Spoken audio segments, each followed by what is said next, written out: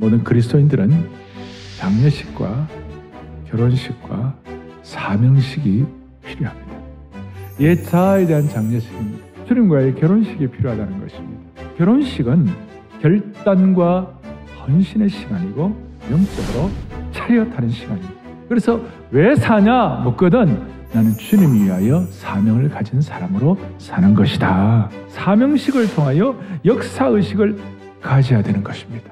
매일 잠들기 전에 이불을 덮으면서 장례식을 하고 찬란한 아침을 맞이하면서 결혼식을 하고 그리고 집을 나서기 전에 사명식을 갖고 세상을 향하여 나아가게 되는 것입니다.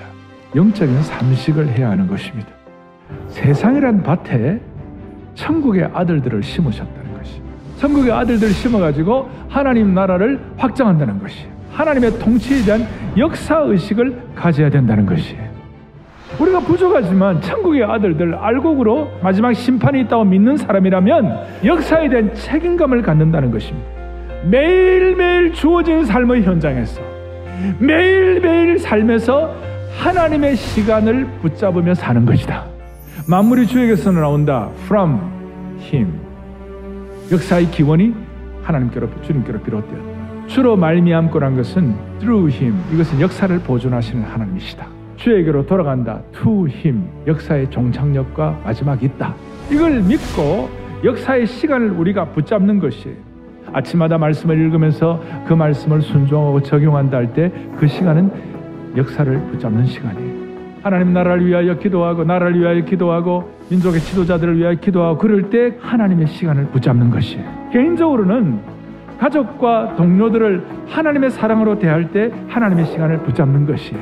모든 사람들은 슬픔과 고통의 강을 건넙니다. 그러나 결국은 하나님이 승리하게 하실 것이다. 그 역사의 순간에 하나님의 은혜를 깨닫는 사람이 역사를 붙잡는 사람이에요. 하나님께서는 기독교를 통하여 대한민국을 세운 줄로 믿습니다. 한국교회가 회복을 넘어 부흥으로 가려면 이런 역사식부터 바로 잡아야 할 줄로 확신합니다. 어떻게 하면 우리가 천국의 아들들이 역사식과 알곡의 역사식을 가질 수 있을까요?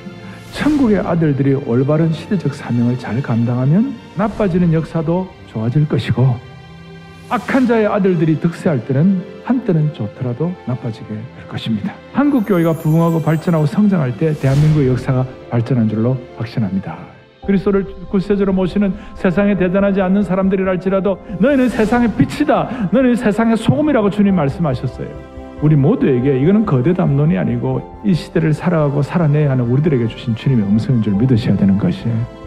타락한 사람들은 그냥 내버려 두자고요. 인간의 이기심은 그렇게 간다고요. 문제는 우리에게 소금과 빛의 역사의식이 있느냐 없느냐. 역사의식을 가지고 시간을 붙잡으라. 적게는 내 개인의 삶에 터닝포인트가 일어나게 될 것이다. 역사의 적은 포인트가 큰 터닝포인트가 되는 것입니다. 주님 이 땅에 오셔서 무슨 비영리 단체나 은행이나 군대나 대학이나 고원, 병원을 직접 세우지 않았어요. 주님은 지금 이 땅에 오셔서 직접 세우신 것은 성령님 보내셔서 교회를 직접 세우신 것입니다. 이런 역사의식을 가지고 시대적인 거룩한 혁명을 감당하는 하나님 나라의 선봉장이 될 수 있도록 은혜 주시기를 축원합니다.